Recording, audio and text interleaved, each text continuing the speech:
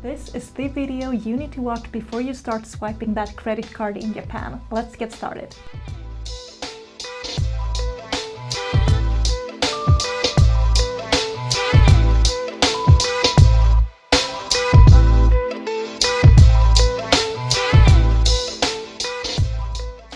Japan is currently shopper's paradise with a weak yen and the rising tourism. And as a traveler, you need to plan ahead to get the most possible value out of your experience. Here are my top tips to avoid getting overwhelmed with all the options, how to prioritize, what to buy, and how to avoid impulse purchases that you will later regret.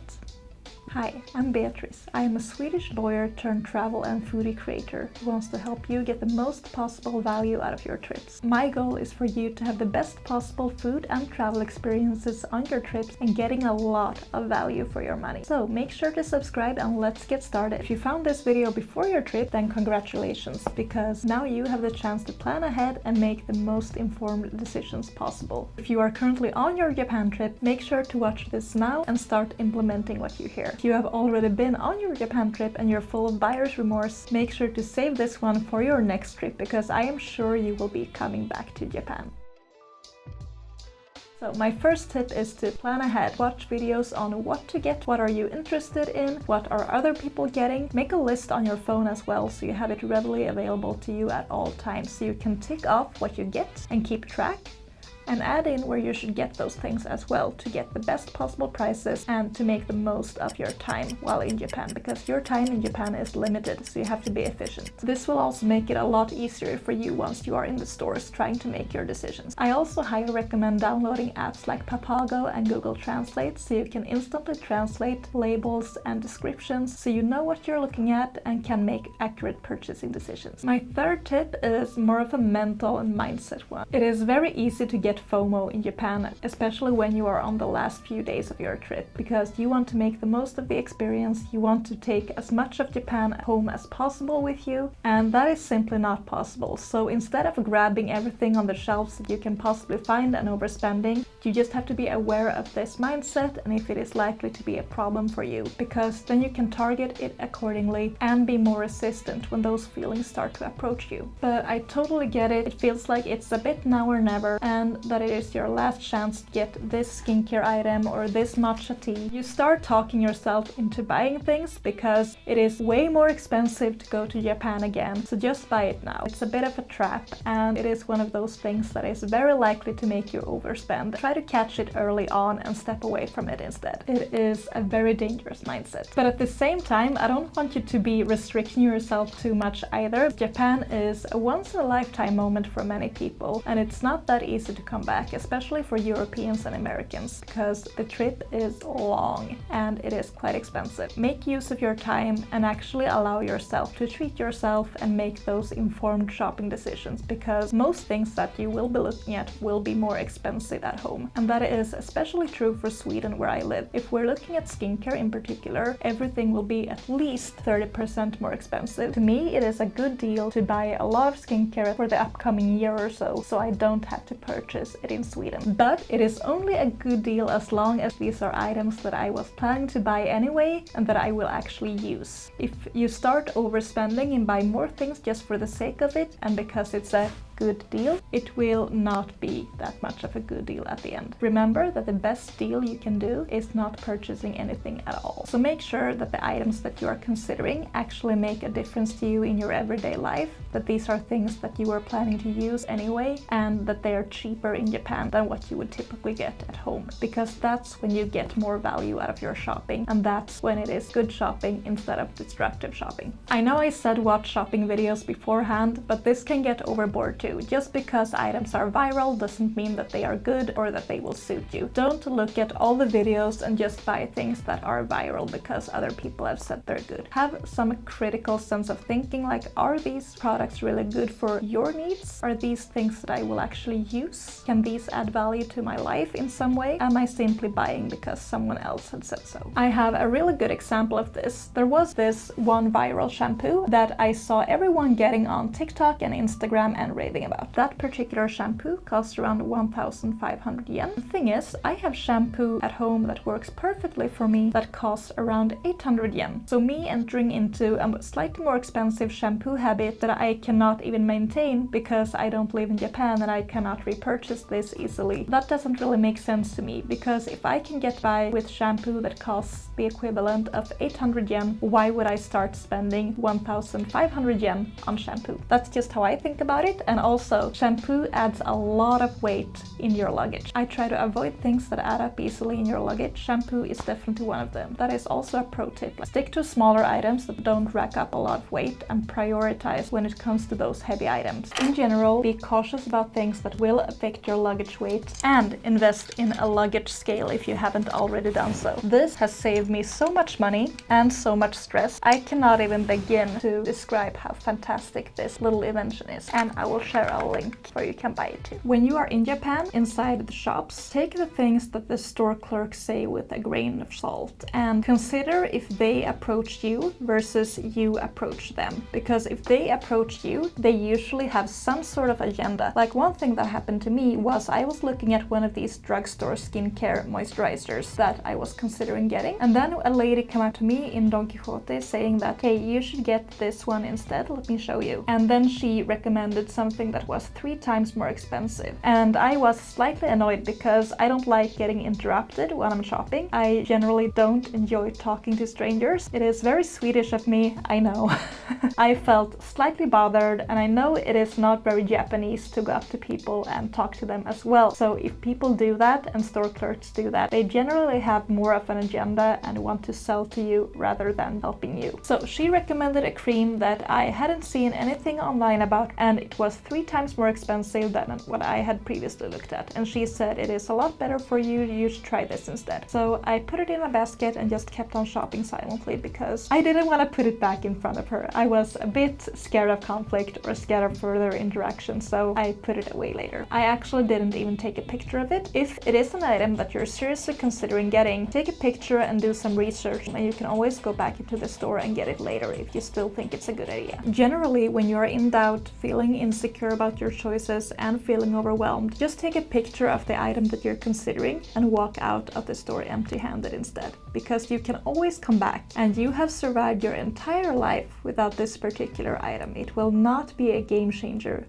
I promise. And when you have more time, Google the things that you're considering, make the appropriate comparisons, watch relevant videos, and make an informed shopping decision. If you actually want help and advice from the store clerks, make sure to walk up to them directly instead and ask your questions, because then they will have a lot less of an agenda and they will be more than happy to help you make the right shopping decisions. Now, if you have no idea what to get but still don't want to come home empty-handed, ask ChatGPT for shopping advice. I used this particularly for skincare. I described my problems and what I wanted to target, and then I got tips based on that. I got drugstore tips, I got tips for more expensive items, and this does not only work for skincare, it works for food, souvenirs, clothing, everything you can imagine. So don't underestimate ChatGPT, but don't take it 100% accurately either. Chat did misdirect me a few times when it came to finding particular stores that they recommended. They said that a store was inside a particular department store when it really wasn't. So we spent about half an hour inside that big department store looking for this smaller sub-store within it. It simply didn't exist. Take things with a grain of salt when it comes to ChatGPT, especially with locations, floors, and directions. But general advice, it is very good for that. Don't buy things that you already have too much of at home. In my case, I have way too many skin cleansers, so I deliberately avoided buying more of that during my trip. Same thing goes for lipsticks. I love buying lipsticks, but I did not allow myself to buy a single lipstick during my trip to Japan. Instead, I think you should keep track of what you actually do run out of and buy more of that. In my particular case, that is moisturizers for my skin. So I make sure to buy a lot of it when I'm traveling, so I don't have to repurchase and restock when I am at home in Sweden, where it is more expensive. And the same thing goes for serums for the skin, and I always run out of compact powder as well, so I make sure to buy a lot more of that so that I never run out and that I always have a few extras at home. Generally, your time in Japan is limited. Don't spend it overthinking your shopping decisions. You are in Japan to enjoy your time make sure that that is the priority. Don't get overwhelmed by stuff. Time is limited, stuff is not. You can always find new things to buy at home or in different locations. So prioritize accordingly and have a fabulous trip. Now we will move on to part 2 of this video, which is paying for things in Japan. What is the best way? We're gonna talk tax refunds and a lot more. So when it comes to paying for things in Japan, I have 3 tips. The first one is to use card as much as you can, because Japan is a very cash-friendly society, a bit too cash-friendly in my opinion. I like using card, I like not carrying cash because it's easier to lose, but when it comes to smaller purchases, a lot of stores in Japan don't really like accepting card. You will only find the big chains accepting that, or when it comes to larger purchases. Use card as much as possible in Japan, because then you will not exchange money as well. If you can, get a card with a good conversion rate. I use a card from North Mill, which is a Swedish small bank, and one of their best selling points is that they have a very small transaction fee. They actually don't have their own transaction fee on international purchases. They just have the standard Visa transaction fee, which makes all of my shopping a lot more affordable, and I don't pay extra just for the conversion. But there are also a lot of different cards that you can get. Each card comes with different benefits, and these are also different depending on the country that you live in, and you will have access to different perks. If you find yourself in need of cash in Japan, the best place to get cash is the convenience stores. They all have ATMs and they have pretty good conversion rates. The fees aren't that bad, although it's hard to completely avoid international transaction fees. One of the things you will see the most of in Japan are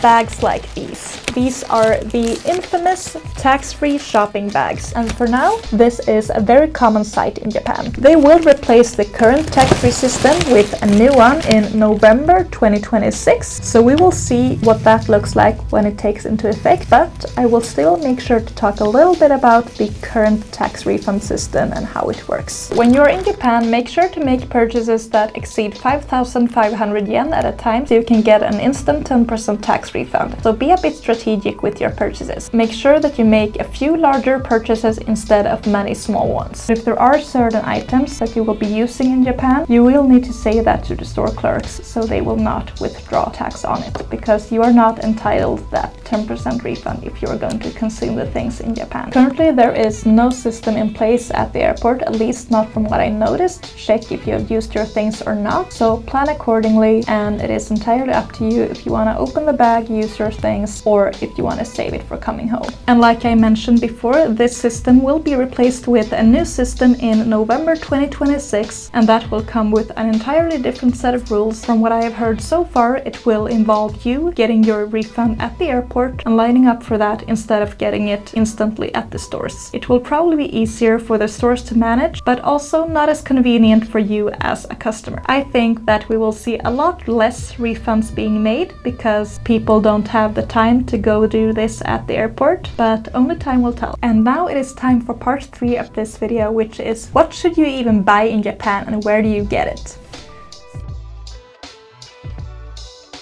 Well, I think that the main categories are skincare, beauty, food, and souvenirs. As for where you should be shopping in Japan, there is a lot to say, but the go-to store that I think everyone should visit is Don Quijote. It is essentially a dollar store, and it is loud, crazy, colorful, and once you've gone in, you cannot find your way out. And they sell a little bit of everything, a lot of skincare, makeup, beauty items, but also groceries, clothing, everything you could possibly imagine. So that is the #1 shop you should visit. As for more skincare and beauty, I think Matsumoto Kiyoshi is my all-time favorite because it's a lot more of a calm experience. The prices are a little bit cheaper than Don Quijote, and they also have more classic brands and a little bit more high-end than Don Quijote has as well. Other stores that I think are worth visiting personally, or areas for shopping, is Ginza, where you find a lot of the high-end shops. That is more for the sightseeing purposes than anything else to me, because it is a really cool place. I definitely think it is worth seeing, at least, even if you don't plan on doing any high-end shopping. I also like Cosme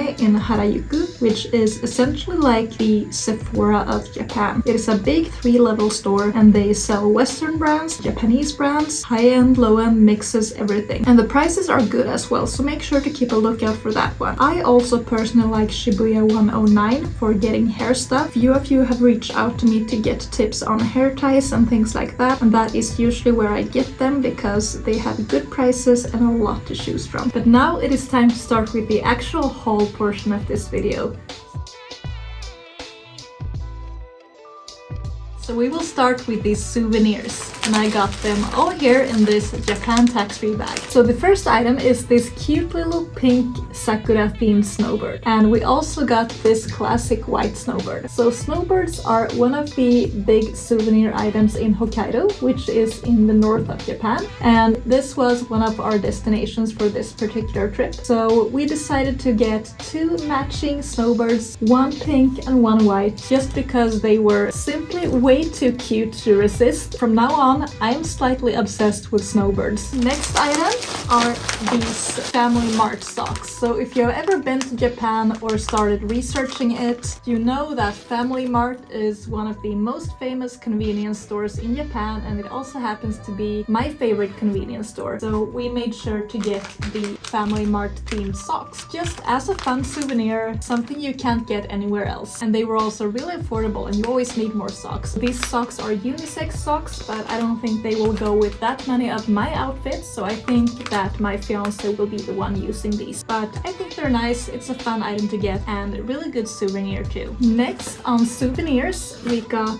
this. I've already opened it once, so it doesn't have the protection on, but we got this Starbucks Reserve Roastery mug. It's pink, sakura themed, and we went during sakura season this time, so we tried to focus on sakura themed souvenirs, just to keep some sort of physical memory from this beautiful trip that was very unique to us. This was the branch in Nakameguro, and it is really cool, you have to see it. And it also came in this beautiful wooden box. Next, we are continuing on the Starbucks Sakura theme. We are huge fans of the Starbucks Been There series with their mugs, and we have several of them. Now we have the Sakura themed Japan mug as well. We already have the classic red Japan mug, but this is a pink sakura themed version. And then we got one more thing, also from the Starbucks Japan Sakura series. That is my own thermos. And from now on, I have my own thermos. I always take so much time to drink my cold beverages and my hot beverages. So my fiance said that you really need one of these, and this is the best possible theme and look you could get for it. And now this will help me keep my drinks warm and cold, which is great for my long hours in front of the computer. We try to be quite mindful of our spending and to not buy unnecessary things. So these were just a few high quality souvenirs that we really wanted to add to our home. And they were also limited in terms of timing, since they only sell during sakura season. It was sort of a now or never moment. I will cover a snacks portion as well next. We got this melon soda candy simply because I wanted to try it. We haven't opened it yet,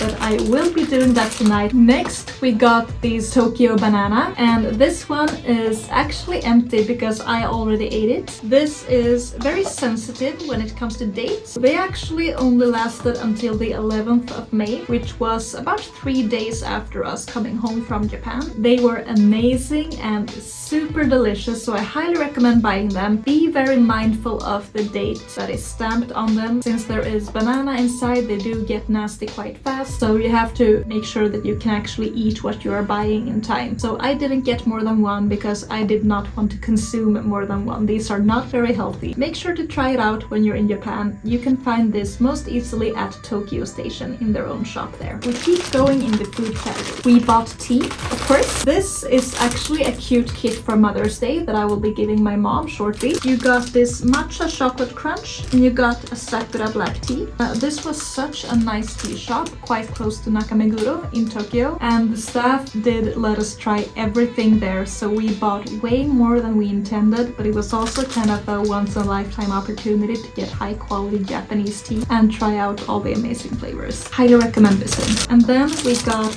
a strawberry tea because I became obsessed with that one as well. And then we got what we actually came in for. We bought premium matcha, and these were both super high quality.